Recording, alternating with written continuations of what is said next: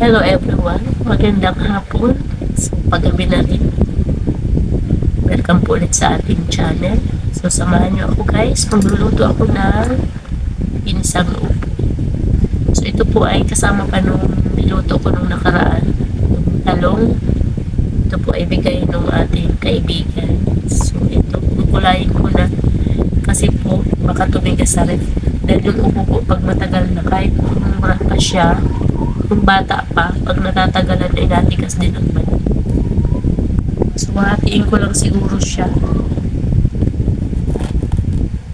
Dahil hindi ko po alam kung kakain yung anak ko nito.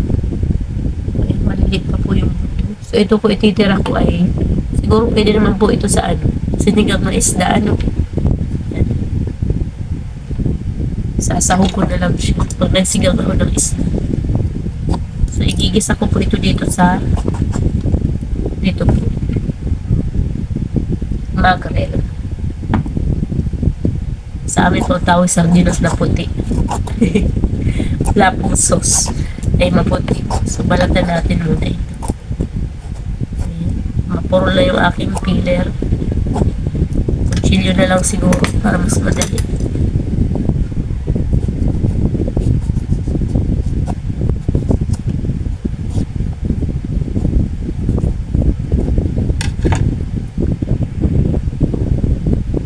Hiwa ko na guys, ang unti lang pala. So, uubusin ko na lang po siyang balatan. Isama ko na itong maliit na kaputol. Mamaya masira pa, sayang. Unti lang pala siya nung nalinis. So, ayan, ito na guys lahat. Kunti lang pala. Kaya ibubos ko na. So, hihiwain ko po muna. Hiwain natin ng medyo manipis. Para madali siya maluto.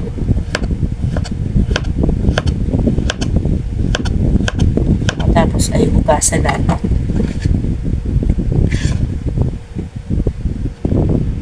So, ayan. All set na guys. So, gigisa na natin. Ayan. Ikaunti pa tayo ditong taba ng baboy. Ayan. Namuo na siya. Puti na. Dagdagan natin ng konting mantika. Okay, kaunti na lang siya. Ayan. Ang bango sana ng sa baboy. Gisa na natin. Sibuyas. Pagsamahin na natin guys. Parehas lang siya maluluto.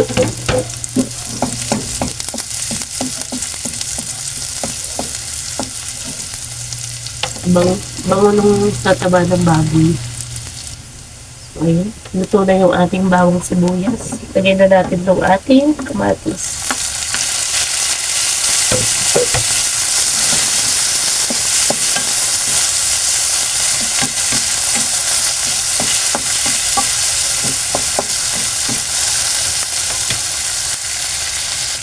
So, ayun guys. Ilagay na natin yung ating mackerel. Yan kami.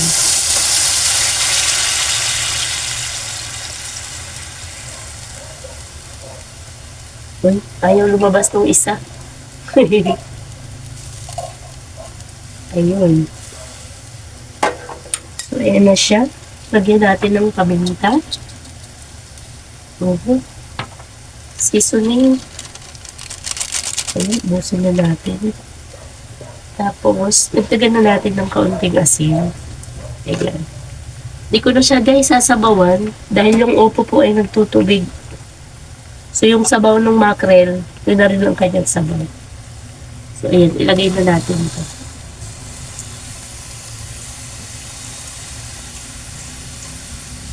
Okay. Di ba madami din pala? Akala ko ito ito. Pero inubos ko po kasi.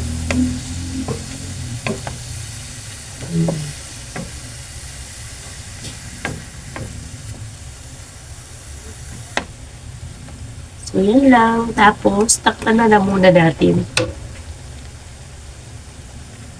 Para makakulo siya. So, guys, check na natin. Bango. Ang bango. O, diba? Wala po tayong inilagay na sabaw. pero nagkasabaw siya. Nagtutubig po talaga yung opo. Ay, dami niya rin. So, medyo luto na guys. Lagyan na natin yung ating appetizer, sili.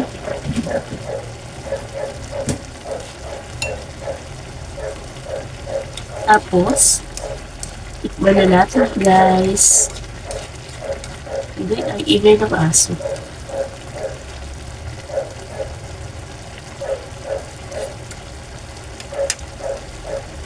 Matabang. Matabang na siya. Ayan. So, okay na to. Luto na siya. Ayan. Okay naman na rin yung timpla na. Pinagdagan na natin ang asin. Nuno pa rin ang inyong host.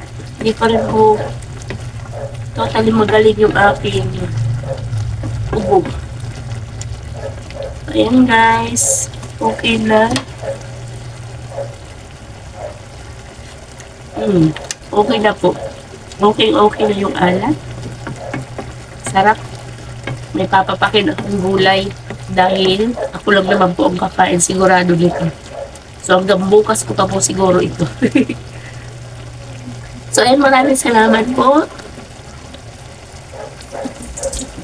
Thank you so much sa inyong lahat sa walang sawang suporta sa aking uploads.